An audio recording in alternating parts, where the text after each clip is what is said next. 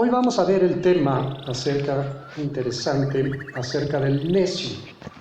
¿Qué es un necio? Muchas veces pensamos que el necio es sinónimo de alguien que es un tonto. Pero vamos a ver brevemente qué nos dice la Escritura. Vamos a ver algunos versículos en Proverbios acerca de lo que es un necio. Dice en Proverbios capítulo 10, vamos a ir, Proverbios 10, en el verso 1, ¿ya lo tenemos? Dice, los proverbios de Salomón.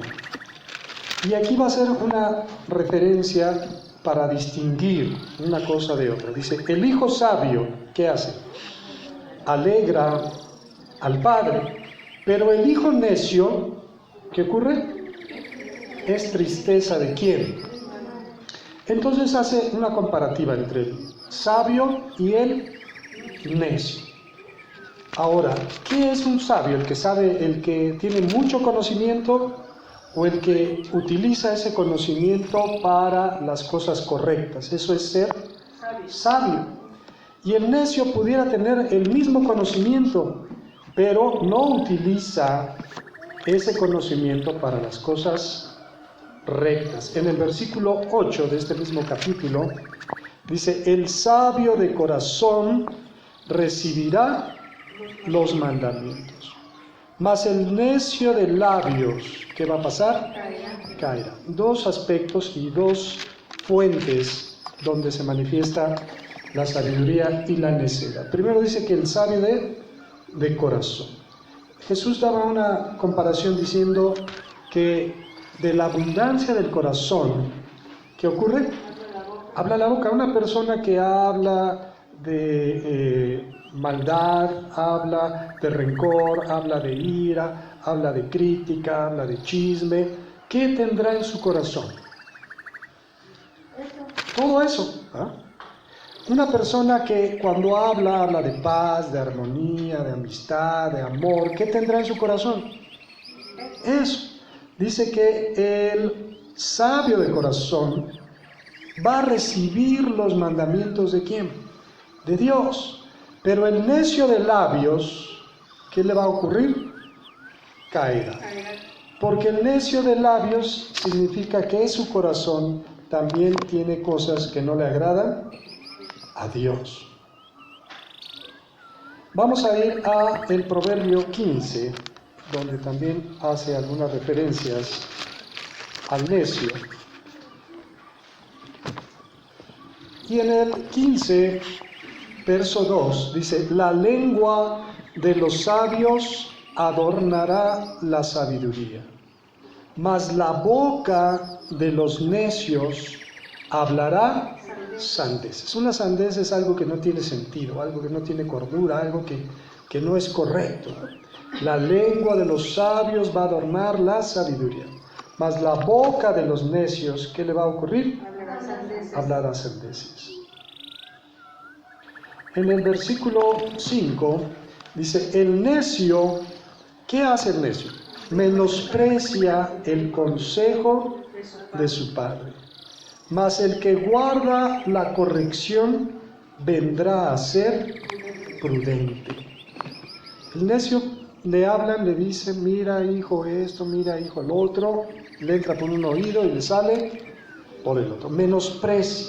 Ay, ¿tú qué sabes? Ay, tú siempre estás diciendo. El necio menosprecia el consejo de su padre, mas el que guarda la corrección, no importa cuánto sepa, el que escucha el consejo, discierne que lo que le están diciendo es lo correcto, dice que ese que le va a pasar, vendrá a ser un hombre prudente. En el capítulo 27 de Proverbios, pero vamos a ir al versículo 22. Quiero que pongamos mucha atención. Dijimos 27, 22. Dice, aunque majes al necio en un mortero es donde se ponía los granos de trigo y con un palo se golpeaban hasta hacerse harina, hasta hacerse polvo. Dice, aunque al necio lo pongas en un mortero y le des hasta desbaratarlo, aunque majes al necio en un mortero entre granos de trigo, majados con el pisón era ese palo pesado que hacía el grano harina, no se apartará de él, ¿qué? Su necedad, porque hay una esencia, una sustancia del necio, del que no quiere escuchar, del que no quiere entender, de aquel que no quiere recibir la sabiduría que viene de Dios, que aunque le pase lo que le pase, va a seguir siendo un ¿qué? Necio. Ok, vamos a ir al Salmo capítulo 14. Este es uno de los versículos que conocemos más acerca del necio, pero vamos a entenderlo de esta manera. Dice el versículo 1, 14:1. Dice el necio en su corazón, ¿qué dice el necio? No hay Dios. Se han corrompido, hacen obras abominables, no hay quien haga el bien. Entonces mucha gente tiene o piensa que el necio es un tonto, que es alguien que no tiene conocimiento, alguien que no tiene una capacidad para desarrollarse. Pero aquí dice el necio en su corazón, ¿qué dice? No hay Dios. Hoy en día la mayoría de las personas que no creen en Dios no son gente que no tiene conocimiento, sino al contrario, gente que piensa que tiene mucho conocimiento. Pero ¿qué es lo que ocurre? Quiero que en nuestra mente imaginemos, por ejemplo, un huevo. Usted imagínese este huevo, ya sea blanco, sea rojo, del color que usted quiera, un huevo de gallina. Hoy en día el hombre ha avanzado tanto en la técnica, en la tecnología, en la ciencia, en muchos campos del conocimiento, que hoy en día se fabrica huevo, se sintetiza el huevo a partir de sus elementos, de sus productos, y lo venden en polvo y usted le echa agua y puede hacer huevos revueltos, puede capear con él, puede hacer muchas cosas. Incluso el mismo huevo en forma líquida, con su clara y su yema, se puede hacer industrialmente, incluso ¿cómo se llama lo blanco? Ajá, no, me refiero a la cáscara, el cascarón, todo, un huevo así de gallina y un huevo sintético, usted lo ve y son iguales. Usted el huevo sintético que hizo el hombre lo parte, puede hacer un huevo estrellado, puede hacer huevos divorciados, puede hacer huevos rancheros, puede hacer lo que quiera y ese huevo sabe y tiene los mismos nutrientes que un huevo que vino de una gallina. Y uno diría, ¿qué tanto ha avanzado el hombre, no? Ahora podemos hacer huevos nosotros sin necesidad de ¿qué? De la gallina. Pero este huevo sintético, usted puede ponerlo a incubar un mes, un año, 10 años, nunca va a dar un embrión de pollo. ¿Por qué?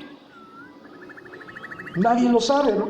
Bueno, si es igual, tiene lo mismo, tiene la misma forma, tiene los mismos elementos, las mismas sustancias, ¿por qué no se hace un pollo de ese huevo?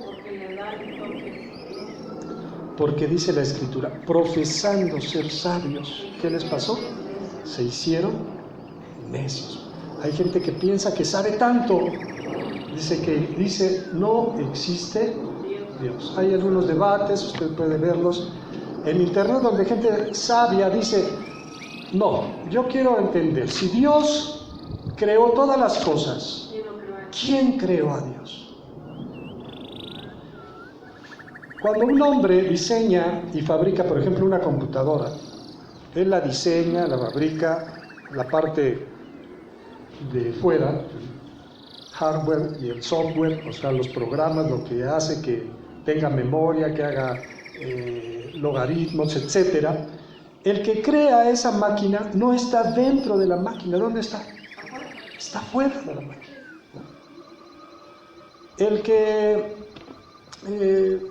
el que hace un pastel, la mujer que hace un pastel y lo hornea y lo adorna, etcétera, no está dentro del pastel, ¿está qué? Fuera del pastel. El que escribe un libro, incluso si lo imprime, si lo encuaderna, no está dentro del libro, está fuera de su creación, pero a través de su creación se puede ver su carácter, lo que le gusta, algunas cosas, se pueden notar algunas cosas de su personalidad, de su creación. Así es Dios. Dios no está sujeto a su creación, porque Él está fuera ¿de qué? De ella. Él creó todo lo que vemos, pero nadie lo creó a Él, porque Él es un ser sin principio y sin fin, fuera del tiempo. El tiempo a Él no le afecta. El tiempo Él lo creó ¿para quiénes? Para nosotros. Entonces esas personas que dicen, no, entonces ¿quién creó? Dice, si no alcanzas a ver, dice que no le dieron la gloria a Dios, aún viendo en la naturaleza cómo se manifiesta Dios de muchas formas. Y una de ellas es eso, por ejemplo, ¿no? Entender, bueno, el hombre puede hacer un huevo, pero no puede hacer una vida, no puede hacer un embrión de pollo, ¿no? El hombre puede clonar a una persona y juegan con un embrión, ¿no? Y pueden clonar a una persona. ¿Qué quiere decir clonar? No se necesita un esperma y un óvulo para hacer a un embrión, sino que en el mismo óvulo, con una célula, le quitan el centro de la célula y la ponen en el óvulo femenino, y esa persona se crea, hay un embrión que se desarrolla. Y ese embrión va a ser exactamente igual que el núcleo de la célula de la persona que sacaron. Va a ser una copia idéntica de esa persona. Pero a usted y a mí nos pudieran clonar 10 veces, pero esas 10 personas van a ser una persona diferente. ¿A qué? A mí. Se va a parecer el estuche, es igual, pero dentro es otra, ¿qué? Otra persona. Porque la vida la da ¿quién? La da Dios. Y el hombre puede jugar con la genética y quitarle y ponerle y hacerle, pero no puede ir más allá. Entonces la Escritura dice, profesando ser sabios, se hicieron necios. Bueno, entonces a partir de esto, muchas personas, cristianos, cuando se habla del necio, siempre tienden a pensar en aquellos que no conocen pero no. El cristiano también puede ser necio. Aquel que ha experimentado la presencia y un toque de Dios puede convertirse en un hombre o en una mujer. Vamos a ver un ejemplo. Vamos a ir a 1 de Samuel. A lo que vamos es que la necedad no es un asunto inherente de alguien, sino es el aferrarse a no querer escuchar el consejo de ¿quién? De Dios. Un hombre puede dejar de ser necio cuando rinde su voluntad ¿a quién? A Dios. Cuando atiende su voz, dice, no seas necio, no seas sabio en tu propia opinión. Otro proverbio dice, el necio piensa que es más sabio que 7 hombres que saben aconsejar. Él dice, no, lo que yo hago está aquí. Vamos a ir a 1 de Samuel, capítulo 15. Dios escogió a un hombre para ser rey sobre Israel, el primer rey, derivado a cierta rebelión del pueblo, que le dijo a Samuel, mira, ya no queremos jueces, porque Dios juzgaba a Israel a través de jueces. Pero ellos dijeron, no, nosotros queremos ser como todos los pueblos tienen un rey, nosotros también queremos tener un rey. Samuel se apesumbró.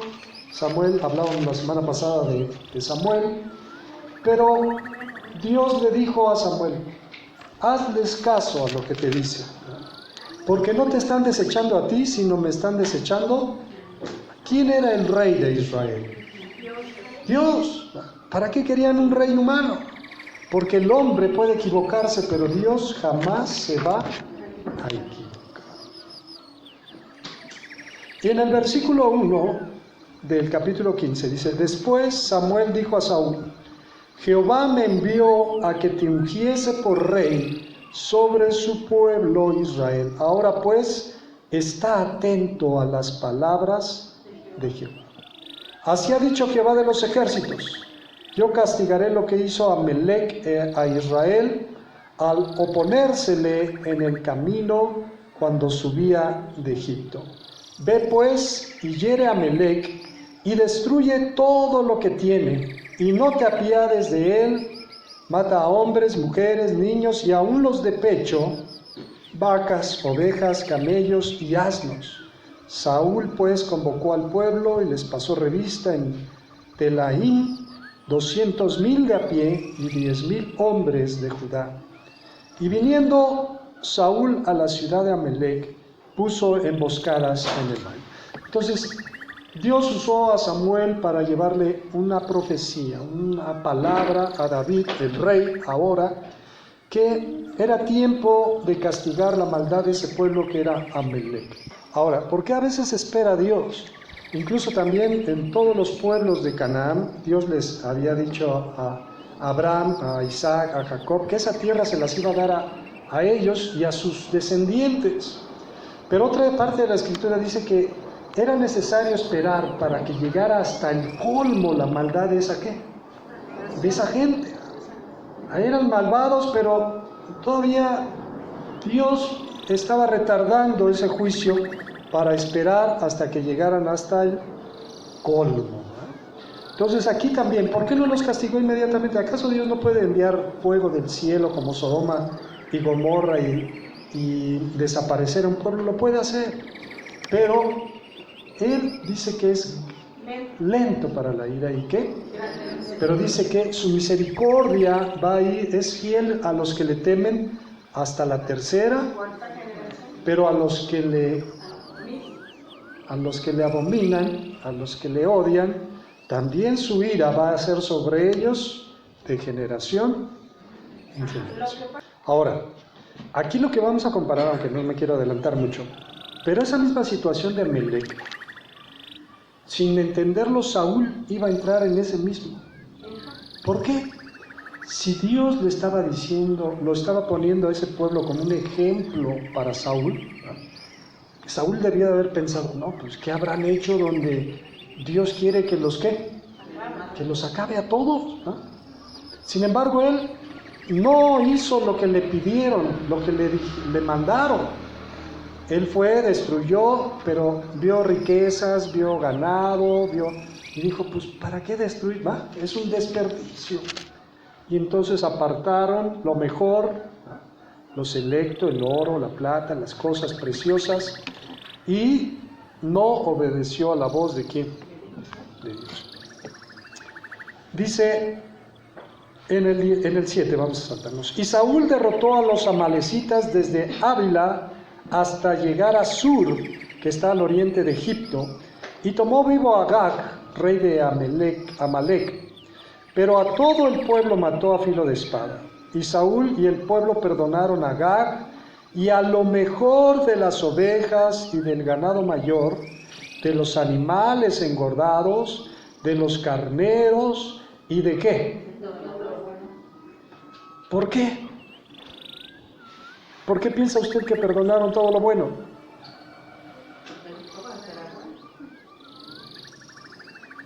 ¿Pero por qué? Si Dios les había dicho que lo qué.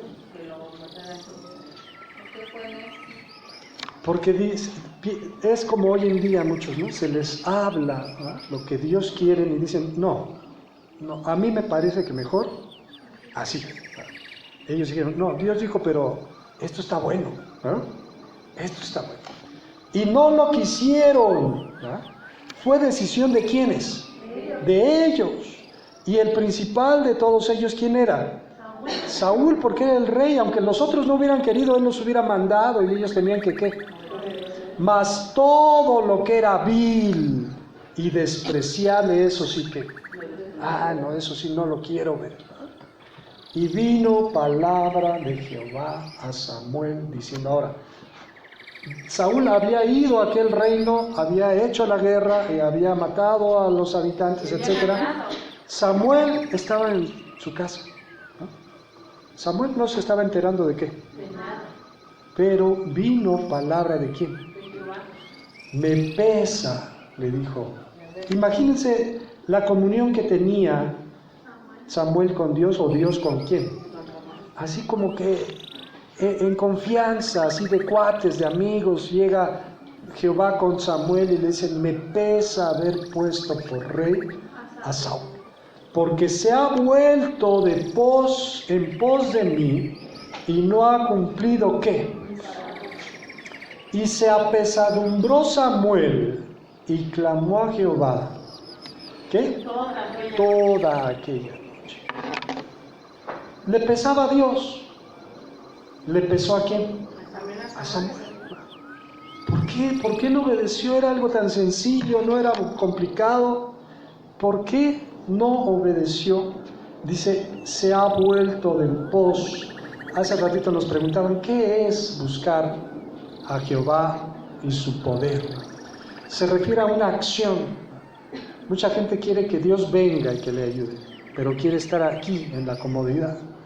Pero dice, busca a Jehová. Quiere decir, implica una acción de ir, de estar cerca, de buscar su rostro, de tratar de agradarle, de ver la forma de que Él sea compasivo con uno.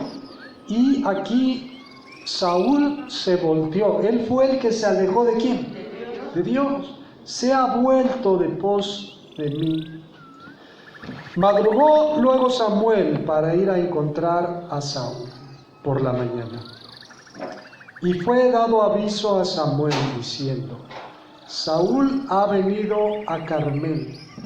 Y aquí se levantó un momento y dio la vuelta y pasó adelante. Un monumento. Y dio la vuelta y pasó adelante y descendió a Gilgal.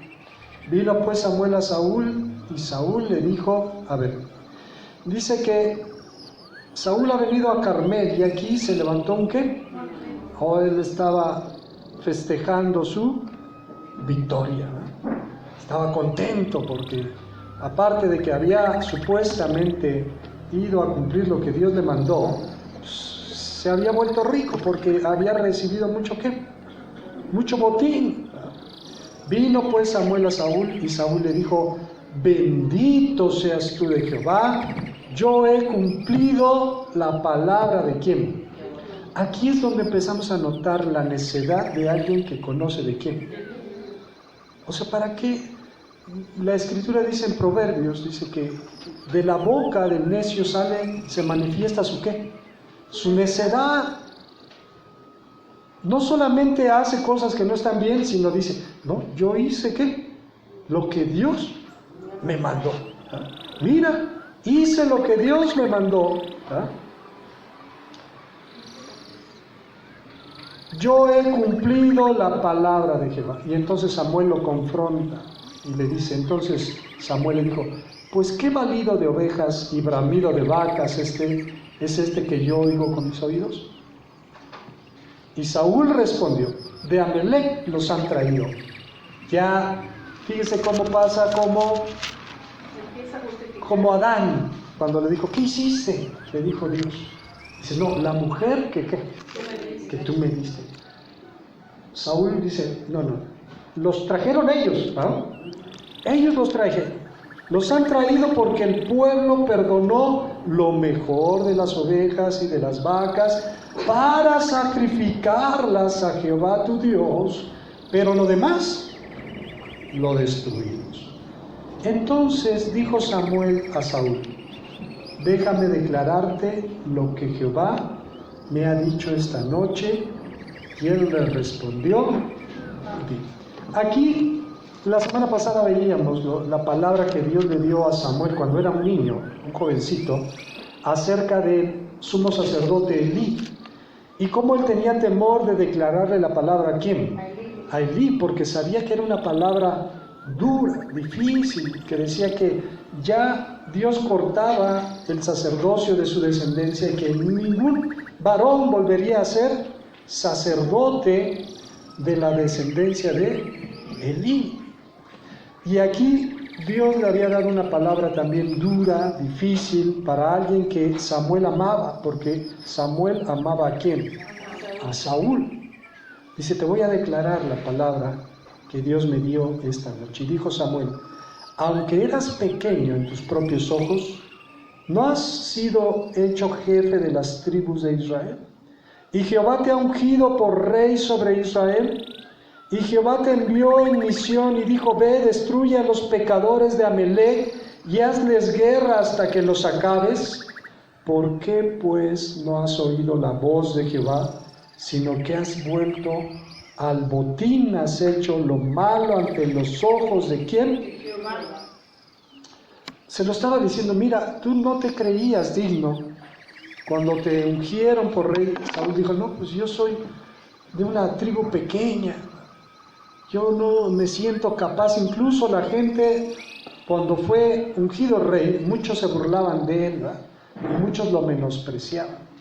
Pero cuando Dios se manifestó a través de Saúl y él empezó a agarrar valor y confianza, las cosas que hicieron cambiaron, ¿no? Entonces dice, ¿por qué no hiciste? Ahora, si se lo estaban confrontando y se lo estaban diciendo en su cara, pues era momento de decir, pues sí, me equivoqué, ¿no? Pues sí, la regué. Todavía estamos a tiempo de que... Estamos a tiempo de arreglar las cosas. Estamos a tiempo, ¿no? Porque si Dios hubiera querido otra cosa, esa misma noche hubiera muerto Saúl, ¿no? Pero le fue a confrontar. ¿Por qué pues lo hiciste? Así como cuando Pedro le dijo a Ananías, ¿no? ¿Por qué llenó Satanás tu qué? Era todavía momento de que él pidiera ¿qué? Perdón. Entonces, dice, y Saúl respondió a Samuel, antes bien he obedecido la voz de Jehová y fui a la misión que Jehová me envió y he traído a Agag, rey de Amalec, y he destruido a los amalecitas. Mas el pueblo tomó del botín ovejas y vacas, las primicias del anatema, para ofrecer sacrificios ¿a quién? O sea, se lo estaban diciendo en su cara y de todas maneras dicen, no, tú estás mal, yo estoy bien. Y Samuel en el verso 22 le dijo, se complace Jehová tanto en los holocaustos y víctimas, como en que se obedezca a la palabra de Jehová.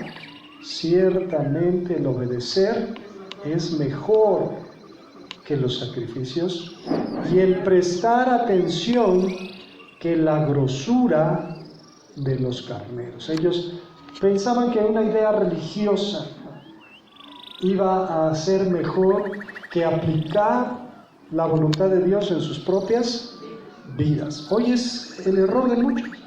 No, si yo vengo, no, si yo ofrendo, no, si yo no me olvido de Dios, no, si yo le canto, si yo oro, si yo...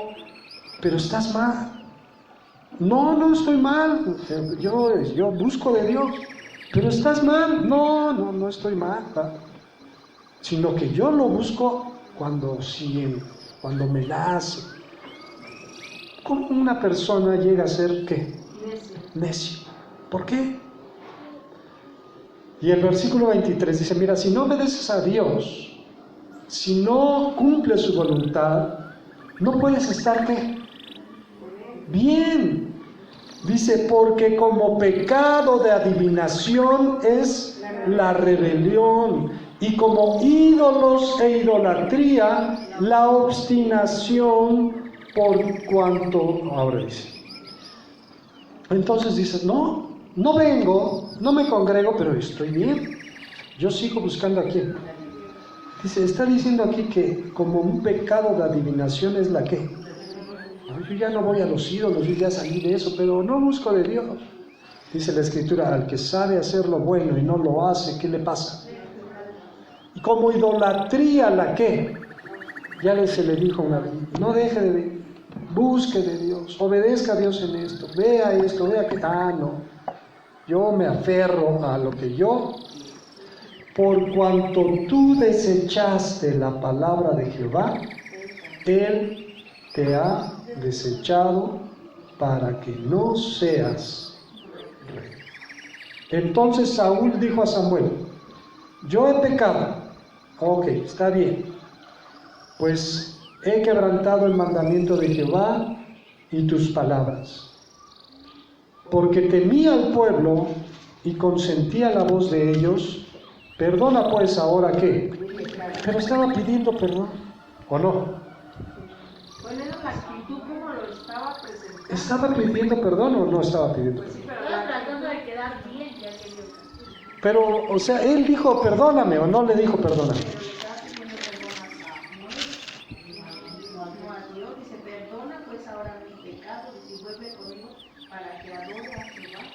Mira, es muy interesante esto, pero dice la Escritura, dice Juan Bautista predicaba, arrepentíos, porque el reino de los cielos, Jesús mismo cuando empezó su ministerio predicaba, arrepentíos, porque el reino de los cielos, ¿qué? Este perdón que está aplicando debe de ser fruto del ¿qué? ¿Y qué es el arrepentimiento? Cambiar de dirección. Era decir, he pecado, perdóname, pero ahorita voy a cumplir lo que Dios ¿qué? Él le tocaba acabar con Agag y acabar con todo lo que tenía, aunque se enojara ¿quién? Pero pidió perdón, pero pidió solamente ¿de qué? De labios. Vamos a ver su actitud. Vamos a verlo. Dice, ahora pues, perdona mi pecado. Vuelve conmigo para que adore a quién.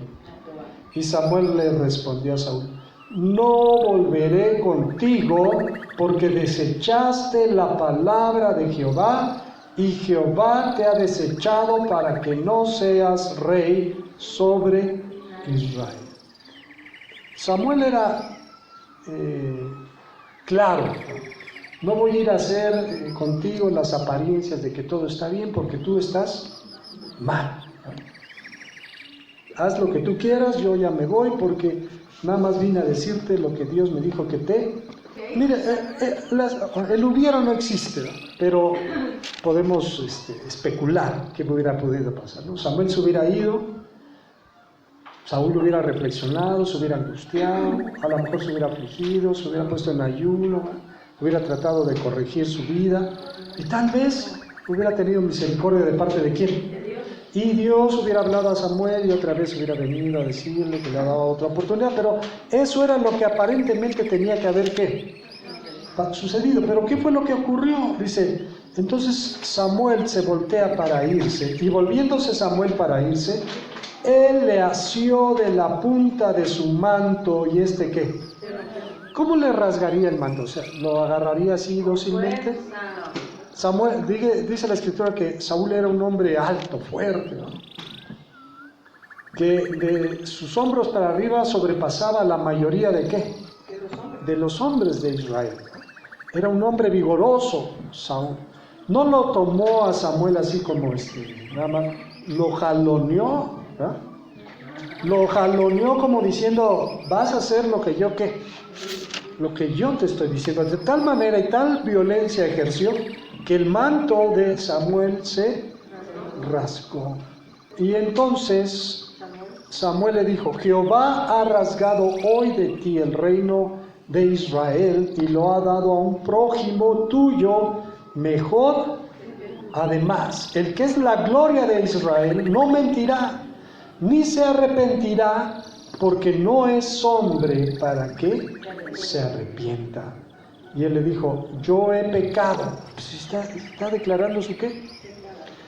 Pero te ruego que me honres delante de los ancianos de mi pueblo y delante de Israel, y vuelvas conmigo para que adore a Jehová, tu Dios. Y volvió Samuel tras Saúl y adoró Saúl a quién. ¿Pero lo hizo de buen grado Samuel? ¿Convencido? ¿O por qué? ¿Por miedo o no? El otro le dijo, mira, yo he pecado, digas lo que digas, hagas lo que hagas, pero tú vas a hacerme quedar bien con quiénes, con los demás, ¿verdad? Y entonces se da este asunto de que Saúl es desechado. Y entonces Dios manda a Samuel a ungir a un joven por rey sobre Israel. Ustedes conocen la historia, no vamos a entrar en detalles, ¿verdad? Cómo llegó David llegó a ser escudero o ser parte en el palacio del rey Saúl cuando derrotó a Goliat. Dice que un espíritu malo de parte de Jehová atormentaba a quién. Yo he notado que mucha gente que se aleja de Dios, aunque ellos digan que están bien, aunque digan, no, yo no me he olvidado, digan lo que digan. Y muchos que aunque están aquí, pero andan mal, ¿verdad? Hay un tormento en su qué. No están en paz, las cosas no les salen bien, no están tranquilos, no hay armonía en su vida, hay algo que los aqueja, algo que les duele. Y les pasa como Saúl, vienen y en la alabanza Dios los toca y se sienten bien, pero se van de aquí y siguen en lo que, en lo mismo. Dice que cuando David tocaba el arpa, Saúl se sentía como, se sentía bien. Pero después volvía a estar ¿qué? Mal. Y en un momento en que David tocaba el arpa para Saúl, dice que Saúl estaba sentado y había una lanza a su lado, y entonces agarró la lanza y trató de ensartar a David en la pared, ¿no? Y dice la escritura que David evadía las que.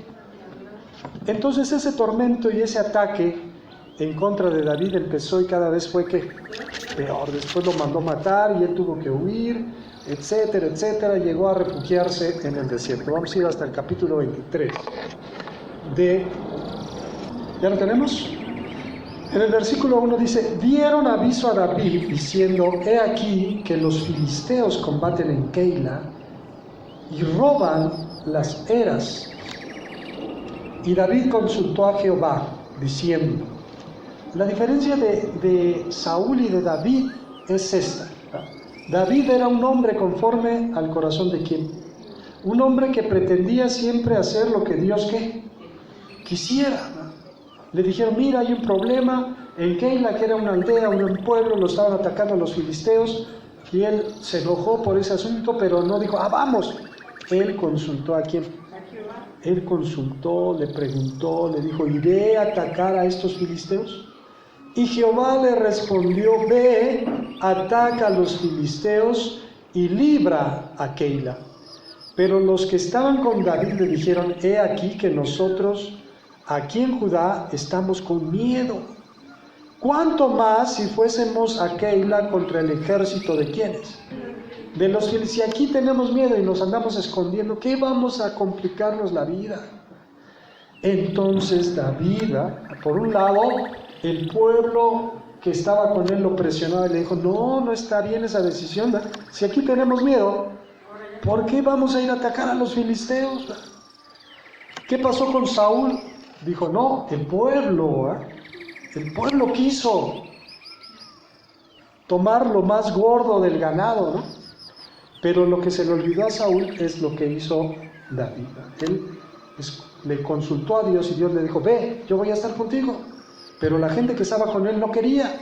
Entonces el versículo 4 dice: entonces David volvió a consultar a Jehová, y Jehová ¿qué hizo?